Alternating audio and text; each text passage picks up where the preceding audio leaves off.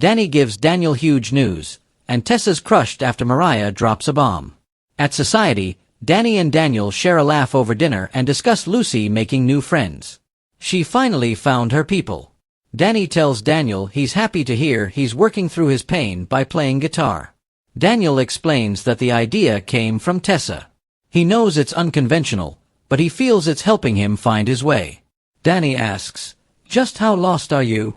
Danny has surprising news. Daniel feels there's an empty space in his life. He sees it in Heather's missing things in their home. Sometimes he reaches for her when he's sleeping, but her side of the bed is empty. Danny says the empty spaces are literal. He lost someone he loves. Daniel explains she was his person. She could see in his eyes what he was feeling. Without her, he's just lonely, but he has Lucy. He's trying to be there for her, but it's hard. He worries if he told Heather he loved her enough. Danny says losing her was cruel and unfair, but he's proud of him trying to move on. Daniel knows he's getting better. But even playing guitar, he misses Heather on the rests between music. Danny feels bad that he hasn't been there. He knows Phyllis stepped up. Daniel explains that she relentlessly tried to get him to work with her, but she was actually trying to control her own trauma. They chuckle over her being a shark. Daniel warns his father not to call her that to her face. He knows his mother is trying to land this big fish and get Dumas to back her idea. He just hopes she doesn't end up doing something she regrets. Danny hopes Phyllis doesn't come on too strong with Dumas. He asks if she's okay after her ordeal with Sharon.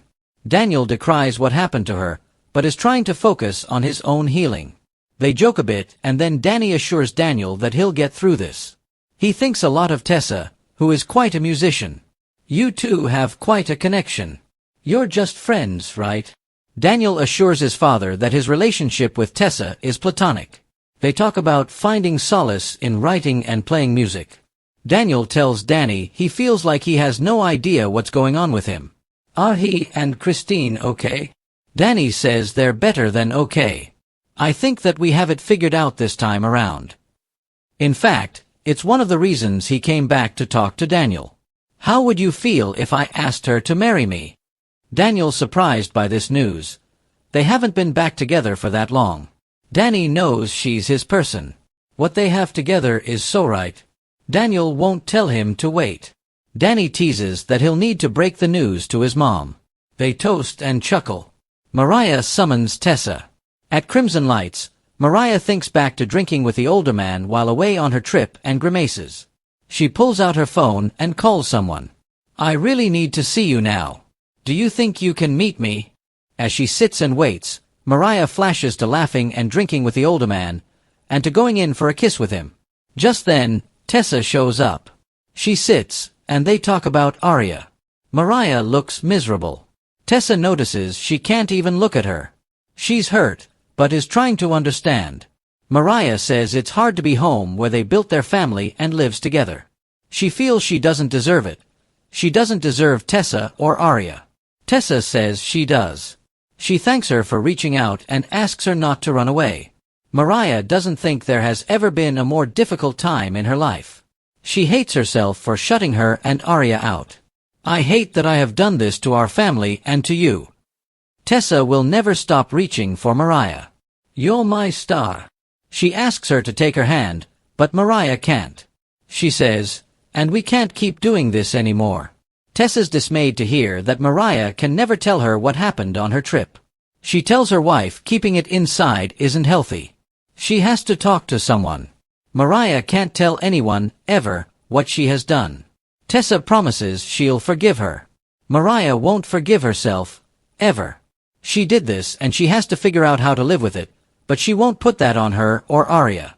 Tessa asks what she's saying. Mariah says it's best if they separate.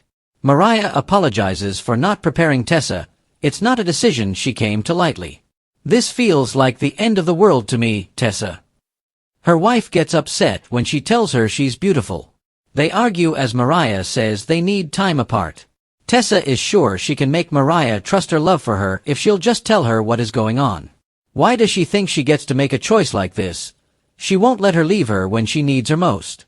Mariah says she's so sorry, But nothing Tessa says or does will change her mind about this. She knows she thinks their love is enough to get them through this nightmare she's caused, but nothing will fix this.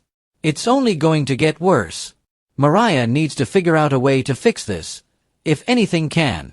Doing it with her and Arya there will put them through hell. Tessa asks, "So, you're just going to go away?" Mariah will have to live with this. She'll make a schedule to spend time with Arya and send it to her. Tessa gasps, "So, that's it. It's over." Mariah prays that it's not. She just needs space and time. Tessa sobs. Mariah knows she won't accept this, so she's going to go before she does more damage. Tessa pleads with her to tell her what happened. Mariah barks, "I can't. I won't." She loves her so much, but she can't do this with her. She'll have to let her go. Tessa cries, "Mariah, do you really think I don't know what you did?"